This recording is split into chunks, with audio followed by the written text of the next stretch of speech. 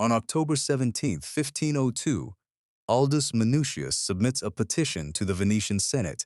His printing operation, he says, is consuming about 200 ducats every month. Meanwhile, printers in Brescia and Lyon are copying his books and imitating the Greek and Italic type that makes them recognizable. Your place in this business is Aldus's place, the scholar directing an ambitious list of Greek and Latin texts, but perhaps holding only a tenth of the original economic stake. That ownership figure is disputed. The imbalance is not. The most famous man in the firm is not necessarily its largest investor. The opportunity looks extraordinary. You can produce accurate classics in portable formats, sell them across Europe, and build one of the most respected names in Renaissance publishing. But every sheet must be paid for before the counterfeit copies appear. So how could a low-capital scholar build and sustain this business? And did its prestige ever become durable personal wealth? Calling the Aldine Press a printing company is convenient but incomplete. A printer could be paid to reproduce somebody else's text. Aldus and his partners were also selecting books, preparing manuscripts, financing editions, storing stock, advertising titles, and selling them. The more accurate identity is a publisher-printer-bookseller partnership. The primary surviving business statement is not a profit account. It is Aldus's petition of 1502. He tells the Senate that his Greek type and the chancery style, now associated with italic printing, have been copied. He asks for the offending books to be confiscated, and for a penalty of 200 ducats for each violation. The petition gives us a date, a legal claim, a stated monthly expense, and a direct account of the competitive threat. It does not give us an audited ledger. Aldus had every reason to emphasize both his investment and the damage being done to it. Other records fill in parts of the structure. Partnership evidence from 1495 identifies the investors.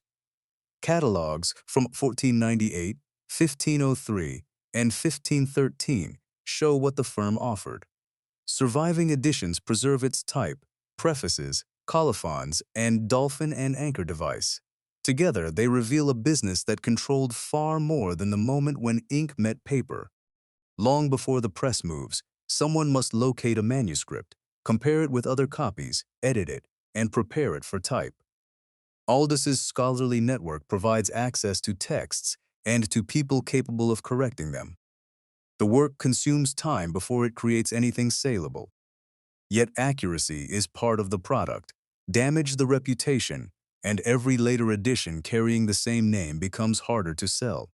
The prepared text moves into type, and Greek is especially demanding. Its letters, accents, and abbreviations must be designed, cast, arranged, checked, and rearranged after every printed sheet. Francesco Griffo's technical skill turns Aldus's editorial plan into a reproducible page. The type can be used again, but first it has to exist. In the press room, paper becomes the daily cash problem. Enough must be purchased for the intended run, stored safely, printed on both sides, and protected from loss. Compositors set the text. Pressmen and inkers work the press. Correctors hunt for errors while spoiled sheets and misprints consume material without creating saleable stock. Once printed, the sheets become inventory. Catalogues advertise the books, and commercial networks carry them toward buyers beyond Venice. Some Aldine catalogues even include books printed by others. The workshop is manufacturing its own goods, but it is also serving as a shop and distribution point. By the time a customer pays, one sale has passed through scholarship, specialized tools, manufacturing, storage, advertising, and trade. An ingenious editor can direct that chain. He cannot finance it alone. The partnership joined three kinds of contribution. Pier Francesco Barbarigo supplied much of the money. Andrea Torresani brought printing equipment, technical experience, and an established network in the book trade. Aldus supplied the editorial program, scholarly contacts, and the labor needed to turn manuscripts into marketable editions. The exact division remains debated.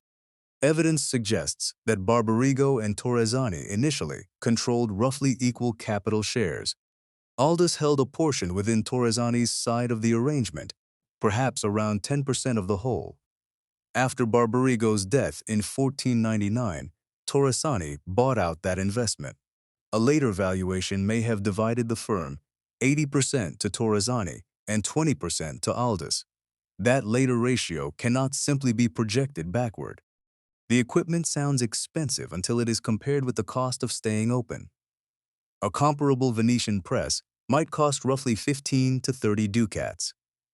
A complete set of type could range from about 15 to 100. Aldus's claimed monthly expense of 200 ducats was therefore equal to the purchase price of roughly 7 to 13 presses.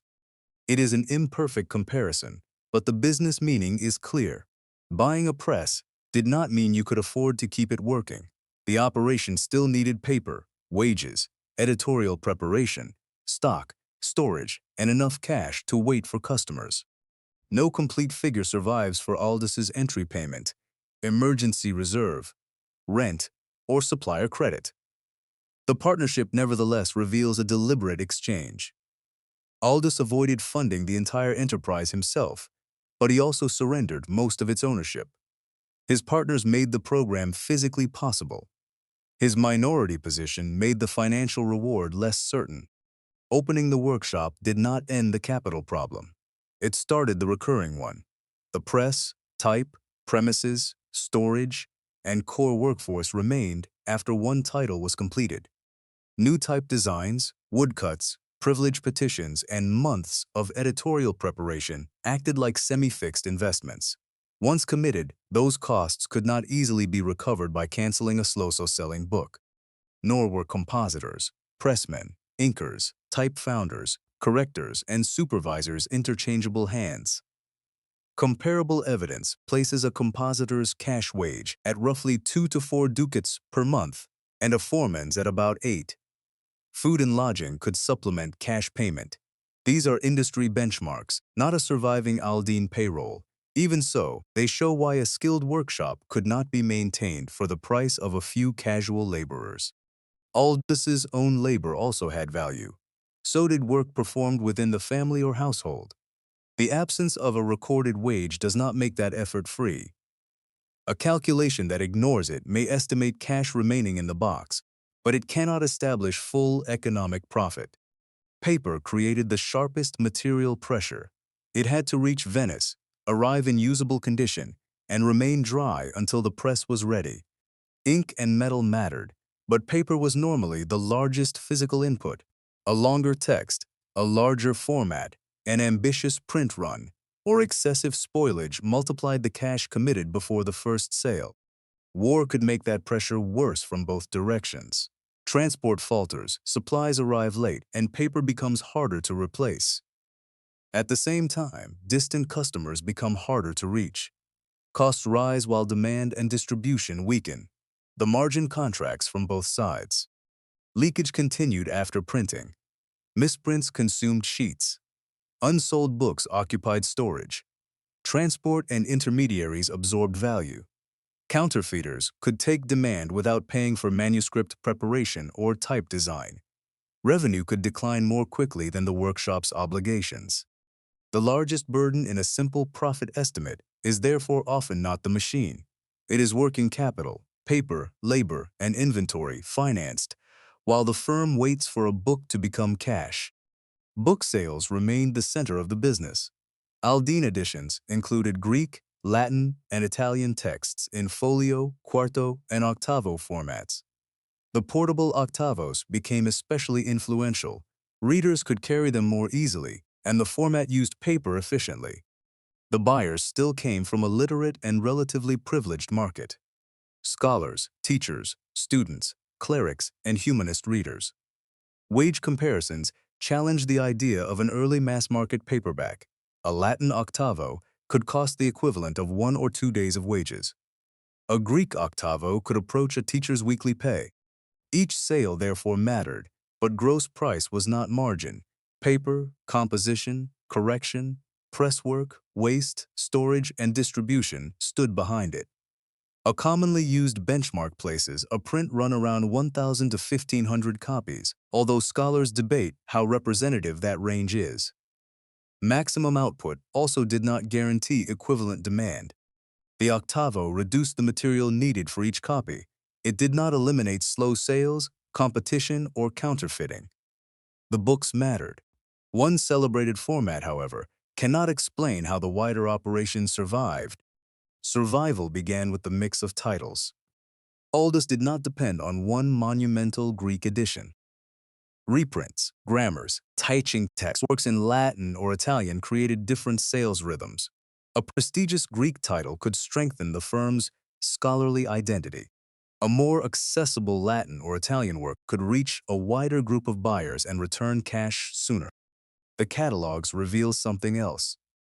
Some of the books on offer were produced by other printers. The firm could use its customer relationships and distribution network even when a sale did not begin at its own press.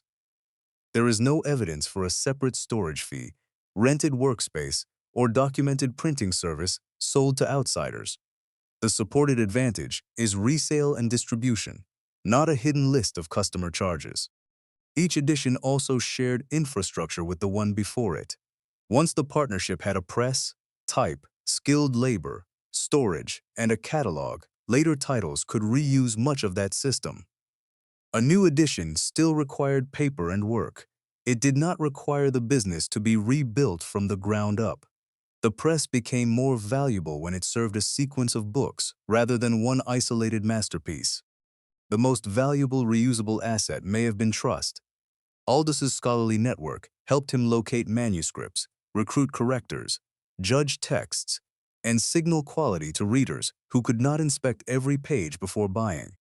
His prefaces and colophons gave the books a recognizable editorial identity. The dolphin and anchor device made it visible. The catalog then carried that trust from one title to the next. Trust alone did not pay the paper merchant. The smaller format could reduce the paper needed per copy. A broader Latin and Italian list could balance slower and narrower demand for Greek. Reselling other books let the same commercial networks support more transactions. Each advantage reused something already present in the firm. This changes the meaning of Aldus's most famous innovation. The octavo was not a cheap book revolution. It was a working capital strategy inside a networked publishing firm. Seen this way, the strategy depended on the partners. Barbarigo's capital allowed work to begin.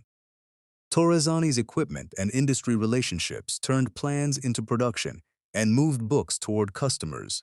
Aldus's manuscripts, editorial direction, and reputation created a distinctive program worth financing. None of those contributions was sufficient by itself.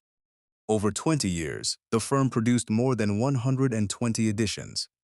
The number does not prove that every title was profitable. It shows that the partnership created a repeatable publishing platform. Greek scholarship generated prestige. Portable Latin and Italian titles broadened sales. Catalogs and distribution allowed the business to keep presenting new offers to existing networks. There was no secret product hidden behind the octavo. The mechanism was coordination, capital, specialized production, scholarly access, paper efficiency, brand and trade working as one system. Yet the better that system worked, the more valuable it became to copy. The brand that expanded demand also had to be defended. Venice offered legal protection for parts of that system. A Greek-type privilege granted in 1496 was intended to last 20 years. Later protection covered the chancery or italic style associated with Aldus's portable editions. Within Venetian jurisdiction, these privileges could discourage competitors and help preserve the return on costly design work. The protection stopped at a political border. Aldus' 1502 petition complained that imitations were appearing in Brescia and Lyon. He requested confiscation and a fine of 200 ducats for each offense. That was the remedy he sought. It is not proof that every counterfeit was found or every penalty collected. The liability ran in two directions. If Aldus printed an inaccurate edition, his name carried the damage. If another printer copied the design and filled it with errors, customers could still connect the poor product with the Aldine brand. By 1503, Aldus was warning buyers about Lyon editions and explaining how their defects exposed them. The firm had already paid for editing, type, paper, and market creation. A counterfeiter could enter after those costs had been absorbed. Protection, therefore, defended both revenue and reputation, but enforcement outside Venice remained uncertain. More titles created more ways to earn. They also placed more inventory and more of the brand's reputation at risk. Slow demand was dangerous, even when the book itself was admired. Greek editions served the intellectual purpose of the firm, but their potential audience was narrower than the audience for Latin or Italian works. Copies left in storage still possessed cultural value. They did not provide cash for the next supply of paper. Timing made the problem worse. Most production costs arrived before most sales. Even an edition that eventually sold could weaken the firm if the money returned too slowly. Supplier credit might have eased the gap as it did elsewhere in the trade, but the Aldine terms cannot be established. Counterfeit editions then diverted sales and complicated the reputation on which future sales depended. Political disruption could stop the process more directly. The press appears to have suffered interruptions around 1505 to 1507, and again from 1509 to 1512. The later gap occurred amid the warfare of the League of Cambrai. An interruption does not prove bankruptcy. It does show that even a renowned workshop could not print continuously through every shock. Put the risks together. Demand for an ambitious Greek title weakens. Books remain in the warehouse. Capital fails to return. Paper and skilled labor still require money. The firm shifts attention toward titles expected to sell more easily. Then war interrupts distribution, or foreign copies capture part of the market. Cash tightens, production pauses, and the ambitious program contracts. A stronger title, fresh partner capital, a reprint, or a wider Latin and Italian list could restart the cycle. Recovery became harder, however, as inventory accumulated and skilled workers dispersed. One variable connects the entire chain: sell-through speed. Price matters, paper cost and piracy matter. But the decisive question is how quickly printed sheets turn back into spendable money. That is what the reconstruction must test. No complete annual Aldine account survives. The surviving evidence is not detailed enough to calculate the exact profit of one representative edition. What follows is a 12-month cash flow stress test, not a surviving ledger. It uses the claimed monthly expense of 200 ducats, along with comparative evidence for wages, equipment, and print runs. A complete production cost for a selected edition, exact rent, financing terms, full household labor, and the loss to counterfeiting remain outside the model. Start with the strong scenario. Most of a run of roughly 1,000 to 1,500 copies sells within the first cycle. Cash returns in time to buy paper, pay wages, and prepare another title. The smaller format reduces paper per copy, while the press, type, catalog, and distribution network serve several editions. After direct production costs and a share of continuing expenses, the edition leaves a cash contribution. It is not automatically profit. Capital costs and unpaid household labor remain incompletely measured. In the ordinary scenario, sales continue, but more slowly. A substantial part of the edition remains in storage at the end of the year. The eventual value of those books may exceed their direct production cost. The cash box tells a different story. The paper has already been paid for, while expected future sales cannot yet finance the next ambitious text. Safer Latin or Italian titles, reprints, and sales of other printers' books matter because they shorten the wait. In the weak scenario, distribution is interrupted, demand disappoints, or counterfeits capture part of the market. Printing fewer new titles may reduce future paper and piecework expense. It cannot recover the money already embedded in the existing run. Type development, editorial preparation, core labor, and storage do not vanish. Inventory rises while available cash falls. Without partner support or a faster-selling title, the program must pause. The largest change across these scenarios is not the theoretical price of the book. It is the share of the run converted into cash within the operating period. Paper efficiency lowers the break-even burden, but it cannot compensate indefinitely for slow demand.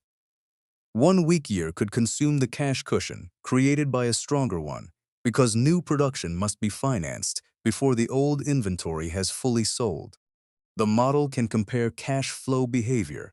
It cannot calculate an exact break-even point or annual profit. It explains why Aldus needed a portfolio, a network, and patient capital. The historical outcome tells us whether that fragile advantage became something durable. Between 1495 and Aldus's death in 1515, the firm produced more than 120 editions. Its portable formats, italic type, editorial identity, and dolphin and anchor device were imitated across the book trade. The press survived its interruptions. After Aldus died, Torresani and the heirs continued the enterprise through the 16th century. That continuity is evidence of a durable firm. It does not provide Aldus's personal balance sheet. No complete record shows that he accumulated an enormous private fortune. His identifiable economic legacy was a brand reusable type, privileges, stock, a catalog, and a network linking scholars to customers. The firm's continuity suggests that cash received from operations repeatedly went back into paper, labor, and future editions. Could a low-capital scholar build and sustain one of Renaissance Europe's most prestigious printing businesses? Yes, but only through partnership. Aldus gained strategic influence by supplying scholarship, editorial direction, and reputation. Barbarigo and Torresani supplied the capital, equipment, and commercial structure he lacked. Survival required sales fast enough to replenish cash, a balance between prestigious and safer titles, reusable infrastructure, and protection of the brand. The principal danger was never that the books had no value. It was that their value could remain trapped in inventory while current obligations demanded cash. The capital partners held most of the economic ownership. Aldus held greater editorial control and the reputation attached to the enterprise.